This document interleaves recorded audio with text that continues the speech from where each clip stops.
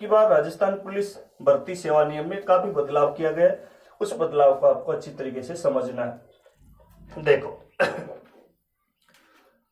बात करते हैं योग्यता की, और ये इंपॉर्टेंट मुद्दा है। पहले वाली योग्यताएं नहीं रही, आजकल योग्यता की शर्तें बदल दी गई है। योग्यता में देखो जिला पुलिस, जिसको हम जीडी भी बोल देते हैं, जनरल ड्यूटी कांस्टेबल, तो जिला पुलिस की योग्यता हमारे पास में 12वीं पास है। पहले 10वीं पास पुलिस के लिए फॉर्म भरते थे, अब 12वीं पास होगा, वो जनरल जीडी के लिए फॉर्म अप्लाई करेगा। इसके बाद में आरएसी, आरएसी में जो पुलिस बनते हैं, आरएसी और एमबीसी, ये मोस्ट बैकवर्ड कार्ड गुजरों वाला नहीं है, इसका अभी मीनिंग बताऊंगा। इसमें पहले 8वीं पास भरते थे फॉर्म, अब 10वीं पास इसकी योग्यता कर दी गई है। 10वीं पास ध्यान रखना, ये बदल दिया गया। अब की बार सारा ही पैटर्न बदल दिया गया है पुलिस भर्ती के लिए। देखो जिला पुलिस, यदि आप जनरल ड्यूटी कांस्टेबल बनते हैं तो उसके लिए 12वीं पास योग्यता है। आरएसी और एमबीसी, इसमें एमबीसी का मतलब है Mewar Bhil core, Mewar Bhil core, Mewar Bhil core, ये अलग ही बटालियन है, तो उसके लिए 10वीं पास आपको चाहिए। और एक हमारे पास में इसके अलावा ड्राइवर। अब आप कहेंगे सर चालक के लिए, तो चालक में भी यही है योग्यता, चालक। इसके बाद में हम ड्राइवर की बात करते हैं, तो ड्राइवर के लिए थोड़ा सा यहाँ अलग बता दूंगा। इससे पहले यहाँ बता देता हूँ पुलिस कम्युनिकेशन, दूर संचार, दूर संचार के लिए इसमें 12वीं पास, या तो आपके पास फिजिक्स केमिस्ट्री मैथ से आपने पास की है, या आपने फिजिक्स और बायोलॉजी से पास की है, तो आप पुलिस कम्युनिकेशन के लिए अप्लाई कर सकते हैं। इसमें 159 के आसपास पद है पूरे राजस्थान में। आरएसी के लिए 10वीं पास, जिला पुलिस के लिए 12वीं पास, पुलिस दूरसंचार के लिए 12वीं पास, ड्राइवर के लिए 12वीं पास। ड्राइवर के लिए यहाँ थोड़ा सा नोट डाल के लिख देता हूं मैं। ड्राइवर इसके लिए 12वीं पास योग्यता है, और इसके साथ ही 2 प्रकार के लाइसेंस होते हैं, LMV और एक होता है HMV, लर्निंग मोटर व्हीकल और हैवी मोटर व्हीकल। यदि आपके पास में लाइसेंस 1 वर्ष पुराना है, विज्ञापन जिस दिन आया, कल विज्ञापन आया था, कल कितनी तारीख थी, 29/10/21, तो इससे 1 वर्ष पुराना, यानी कि 29/10/20 का यदि आपका लाइसेंस है तो आप एलिजिबल है। 1 वर्ष पुराना लाइसेंस होना चाहिए और 12वीं पास होंगे। LMV हो या HMV दोनों हो तो अच्छी बात। आजकल हैवी मोटर व्हीकल ही बनवा लेते हैं, तो ये हमारे पास में ड्राइवर के लिए योग्यता होगी। योग्यता देख लीजिए, ये शैक्षणिक योग्यता की बात है भाई, शैक्षणिक योग्यता, शैक्षणिक यानी कि एजुकेशन से रिलेटेड। तो जिला पुलिस के लिए 12वीं हो गई, आरएसी एमबीसी के लिए 10वीं पास, पुलिस दूरसंचार के लिए 12वीं पास, पीसीएम या पीसीबी, ड्राइवर 12वीं पास, लर्निंग मोटर व्हीकल या हैवी मोटर व्हीकल होना चाहिए, 1 वर्ष पुराना होना चाहिए हमारे पास में। इसके आगे मैं बात करता हूं, ये आप अच्छे से समझ गए होंगे। इसके बाद में आता है आयु सीमा, जो बहुत महत्वपूर्ण मुद्दा है। आयु सीमा को अच्छी तरीके से समझ लेना। फिर भी कोई कंफ्यूजन या डाउट हो तो आप इसके बारे में मुझे कमेंट करके पूछ सकते हो, या टेलीग्राम पर व्हाट्सएप नंबर है 8741051442, तो उस पर भी आप अच्छी तरीके से पूछ सकते हो। अच्छा, अभी यहाँ पर आयु सीमा वाला मैं आपका कंफ्यूजन दूर करूंगा, तो कई खिलखिलाएंगे यार अब की बार लास्ट चांस है और आपका घबरापा बैठ सका चाहिए, तो बहुत मजा की बात होगी। अब देखना, यहाँ आयु सीमा की मैं बात करूंगा और इसको थोड़ा सा अलग रूप में मैं लिखूंगा। आयु सीमा, आयु सीमा, इसमें देखो गणना जो की जाएगी आयु की, वो की जाएगी 1 जनवरी 2022। अब समझाऊंगा अच्छी तरीके से, यानी कि कम से कम की बात करें, कम से कम तो 18 वर्ष होती है इसमें। 18 वर्ष के यदि आप हो गए, 18 वर्ष के यदि आप हो गए तो इसका फॉर्म लगा सकते हैं। जैसे मान लो कोई विद्यार्थी 12वीं में की बार पढ़ रहा है और 18 वर्ष का हो गया, तो वो राजस्थान पुलिस का फॉर्म भर सकता है। उसकी फिजिकल डेट से पहले उसका रिजल्ट आना चाहिए। जैसे मान लो उसने परीक्षा दी, परीक्षा में पास हो गया, 12वीं का रिजल्ट आ गया, अब फिजिकल है, क्योंकि फिजिकल के टाइम में उसको 12वीं पास की वो जो मार्कशीट होती है वो दिखानी पड़ेगी। जैसे आपने आरएसी का फॉर्म लगा दिया, 10वीं में पढ़ रहे हैं आप और 18 वर्ष है, तो 10वीं वाले 18 वर्ष के होते नहीं है। हाँ, कई होते हैं जो 2-3 बार, जैसे 30 वर्ष के हो गए दोबारा से 10वीं पास कर रहे हैं वो। तो यदि आपका 18 वर्ष हो गया, आपने 10वीं पास कर ली, फिजिकल के टाइम में वो मार्कशीट आपको दिखानी पड़ेगी, ये मैंने कर ली 12वीं पास और मैं 18 वर्ष का हो गया और अब मैं फिजिकल के टाइम में आ गया। समझ गए होंगे आप शायद। कम से कम 18 वर्ष, अधिकतम की बातें मैं अभी आपको बताऊंगा। 1 वर्ष की इसमें शिथिलन का मतलब है छूट, वो इस वाले बिंदु को आप समझ नहीं पाएंगे, थोड़ा सा जटिल बिंदु, इसको छोड़ दीजिए, मैं यहाँ इसको डिलीट कर देता हूं, बाकी चीजें आपको मैं बता देता हूं, उसमें ही आपको क्लियर हो जाएगा। देखो जनरल, सबसे पहले मैं जनरल की बात करता हूं, तो देखो यहां पर एक शब्द लिखूंगा मैं, बाद जन्म नहीं हुआ हो, इसके ये यहां पर जो डेट लिखूंगा इसके बाद में जन्मा नहीं हो, उससे पहले जन्मा हो, बाद में नहीं, ये कम से कम वाली बात कर रहा हूं यहां पर। तो जनरल में मैं बात करूं, चाहे मेल हो चाहे फीमेल हो, तो 1 जनवरी 2004 इसके बाद का उसका जन्म नहीं हो, यानी कि कहने का मतलब है कि 1 जनवरी 2004 के बाद में किसी का जन्म हुआ है और आज जो डेट चल रही है तो वो फॉर्म नहीं लगा सकता है।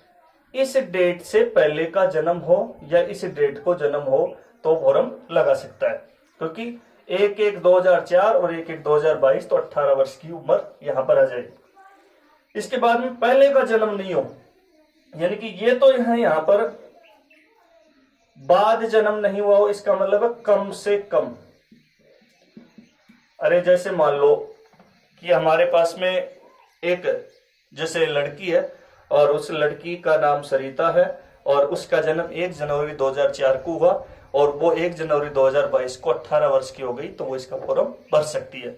और जैसे एक हमारे पास में दूसरी लड़की या लड़का, मान लो जैसे राम कोई लड़का है और उसका 5 जनवरी 2004 को जन्म हुआ है, तो वो इसका फॉर्म नहीं लगा सकता है, बाद जन्म नहीं हुआ हो। ये तो बात कर रहा हूं मैं जनरल की। इसके बाद में है पहले जन्म नहीं हुआ हो, पहले जन्म नहीं हुआ हो, यानी कि यहां पर बात निकल के आएगी अधिकतम एज, अधिकतम एज। तो यहां पर मेल की अलग बात करूंगा, फीमेल की बात अलग करूंगा, और ये बात जो मैं कर रहा हूं अभी जनरल की ही कर रहा हूं, ध्यान से सुनना। देखो मेल के लिए बताया उन्होंने 2 जनवरी 98, 2 जनवरी 98, यानी कि जैसे मान लो कोई हमारे पास में श्याम नाम का लड़का है और वो जनरल कैटेगरी में है, वो पुरुष है, तो उसका जन्म 2 जनवरी 98 से पहले का यदि है तो वो इसके फॉर्म नहीं भर सकता। उसका जन्म 2 जनवरी 98 और कम से कम 1/1/2004 इसके बीच में हुआ हो तो वो फॉर्म भर सकता है। फीमेल की मैं बात करूं तो इसका बताया 2 जनवरी 1993। अब समझना अच्छी तरीके से, इसको समझ नहीं पाते हैं बच्चे। यदि आप जनरल कैटेगरी में हैं, आपका जन्म 2 जनवरी 98 से पहले नहीं हो, यानी कि और 1/1/2004 के बाद में हो, यानी कि आपका जन्म इन तारीखों के बीच में हो, ये बात कर रहा हूं मैं यहां पर। तो ये तो मेल या फीमेल के लिए, ये मेल। ऐसे समझ लो जैसे राम है और राम का जन्म हुआ है 2 अप्रैल 2001 को, तो वो 1/1/2004 और 2 जनवरी 98 के बीच में आ गया तो वो फॉर्म भर सकता है। इसके अलावा मैं बात करूं जैसे आउट की बात करें, जैसे यहां पर मैंने बताया जैसे 2 जनवरी 2004 को किसी का जन्म हुआ तो फॉर्म नहीं भर सकता, एलिजिबल नहीं, क्योंकि उसका एक दिन घट गया 18 होने में। यहां पर मैं बात करूं जैसे मान लो किसी का 2 जनवरी 98, तो यहां पर मैं लिखूं 1 जनवरी 98 को किसी का जन्म हुआ है तो वो आउट हो गया, यानी कि वो ओरेज हो गया। शायद अब समझ गए होंगे। इसी प्रकार से वहां पर फीमेल का आंकड़ा है, तो आप अपनी एज देख लेना। जनरल वाले 1/1/2004 के बाद नहीं जन्मे हो, और इन तिथियों से ये तो मेल के लिए है और ये फीमेल के लिए, इससे पहले नहीं जन्मे हो तो वो फॉर्म भर सकते हैं। फिर भी कोई डाउट हो तो बता देना। जैसे और समझ लो, जैसे मान लो सरिता की मैं बात कर रहा, सरिता 1/1/2004 को जन्मी, 1/1/2004 को जन्मी सरिता, तो वो फॉर्म भर सकते, 18 वर्ष की हो गई। और जैसे यहाँ पर ऋतु की मैं बात कर रहा हूं, तो जैसे इसका जन्म 2 जनवरी 98, तो इसका जन्म हुआ 1 जनवरी, सॉरी 98 गलत भूल गए, 93, 1 जनवरी 93। तो ऋतु ओवर एज हो गई, ओवर एज हो गई, फीमेल की बात कर रहा हूं। अब मैं यहां पर बात करूं, जैसे मान लो यहां पर कृष्ण है, और कृष्ण का जन्म 1/1/2004 को, इसके बाद की मैं बात कर रहा हूं, जैसे 2 फरवरी 2004 को हुआ, तो कृष्ण की अभी उम्र नहीं है। और यहां पर यदि यहां पर मैं बात करूं, श्याम, बढ़िया नाम है, श्याम राम कुछ भी ले लो, तो उसकी यहां मैं बात कर रहा हूं, तो उसका जन्म हुआ हमारे पास में 3 दिसंबर 1997, तो वो ओरेज हो चुका है। शायद समझ गए होंगे। ये तो जनरल की बात है। अब इसके अलावा मैं आपको समझा देता हूं ईडब्ल्यूएस, एमबीसी, उनकी एज के लिए प्रावधान क्या क्या है। देखो समझ लेना इसको, क्योंकि ये बहुत महत्वपूर्ण बात है यहां पर। Hello hello hello. अच्छा, अब बात करते हैं प्यारे विद्यार्थियों, EWS, SC, ST, BC, MBC और शहरिया। सुन लो ध्यान से, इसमें ईडब्ल्यूएस वाले आ गए, एससी, एसटी, बीसी, एमबीसी और शहरिया। इनकी छूट इंक्लूडिव यानी कि उसको समाहित करके फिर यहां पर बताएगी। अब देख लेना आप, यदि इन कैटेगरियों में है और आपकी उम्र क्या कितनी चाहिए, तो यहां पर तो वही कम से कम 1 जनवरी 2004 के बाद जन्म नहीं हुआ हो। अब यहां पर देख लेना, यहां पर बताया 2 जनवरी 93 और यहां पर बताया 2 जनवरी 88। अब समझो, जैसे मान लो आप एमबीसी के विद्यार्थी हो,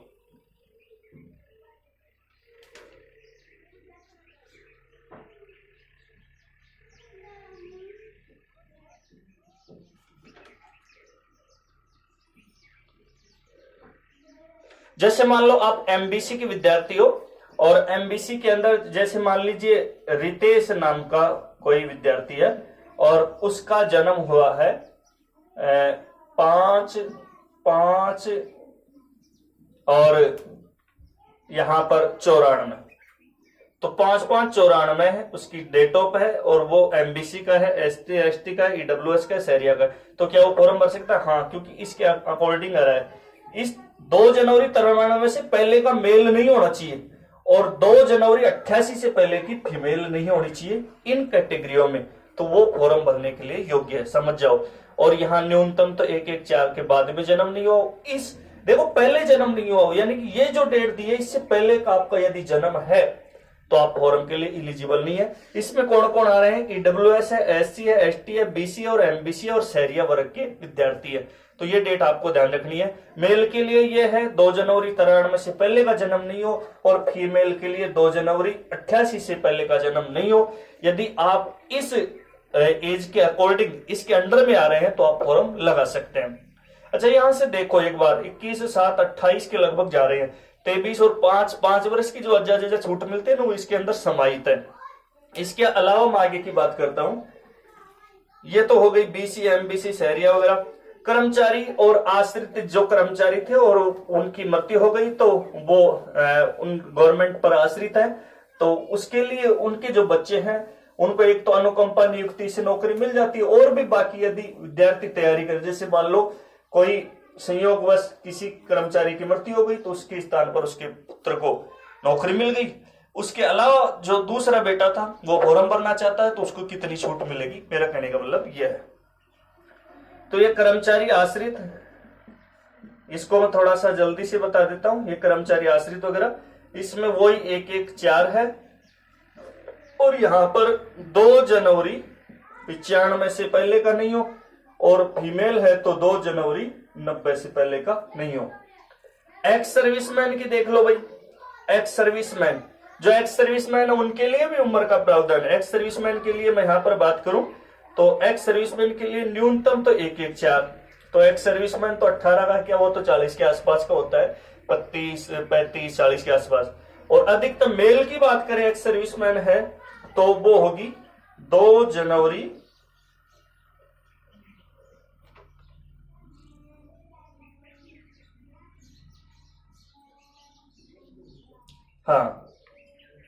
2 जनवरी 79 यानी कि 79, और यहां पर 2 जनवरी इसका भी 79 ही यहां पर बताया है। तो एक्स सर्विसमैन वाला हो तो उसके लिए यदि मेल है तो 2 जनवरी 1979 से पहले का जन्म नहीं हो, और फीमेल है तो 2 जनवरी 1979 से पहले का जन्म नहीं हो। ये हमारी योग्यता है आयु की, आयु सीमा की प्रतिबद्धता है। यदि इस डेट और इस डेट के बीच में आपका जन्म है तो आप फॉर्म भर सकते हैं। अब कांस्टेबल चालक जो ड्राइवर होते हैं उनके लिए अलग से प्रावधान है, उसको समझना, उसके लिए अलग से आपको छूट मिली हुई है। ये तो थी जनरल ड्यूटी वाले। जनरल ड्यूटी का मतलब आप समझ गए होंगे, यानी कि जीडी से जो कांस्टेबल बनते हैं, आरएसी वाले, पुलिस दूरसंचार, पुलिस कम्युनिकेशन, ये बातें थी। तो यहां पर मैं इसको मिटा दिया, बाद का जन्म नहीं हो। अब मैं बात कर रहा हूं कांस्टेबल चालक की, जो ड्राइवर होते हैं उनके लिए मैं बात कर रहा हूं, उनको कितनी क्या छूट मिली है। देखो ड्राइवर के लिए, जनरल वाले ड्राइवर के लिए बात कर रहा हूं, वो पहले तो जीडी वाली बात थी। ड्राइवर के लिए जो जनरल वाले हैं उनको 114 से बाद का नहीं हो। इसके बाद में मेल है यदि वो तो 1195, और जनरल की बात है, और फीमेल है तो 2190। यदि आप जनरल कैटेगरी से हैं, आप ड्राइवर का फॉर्म भरना चाहते हैं तो 1 जनवरी 2004 के बाद आपका जन्म नहीं हो, 2 जनवरी 95 से पहले का आपका जन्म नहीं हो, ये मेल के लिए है। 2 जनवरी 90 से पहले का आपका जन्म नहीं हो, फीमेल भी ड्राइवर के लिए फॉर्म भर सकते हैं, कोई दिक्कत वाली बात नहीं। ये जनरल कैटेगरी वालों के लिए बात है। जैसे मान लो जनरल कैटेगरी के अंदर सीताराम नाम का लड़का है और उसकी हमारे पास में यहां पर मैं लिख दिया 3 जनवरी 95 को उसका जन्म हुआ है, 3 जनवरी 95।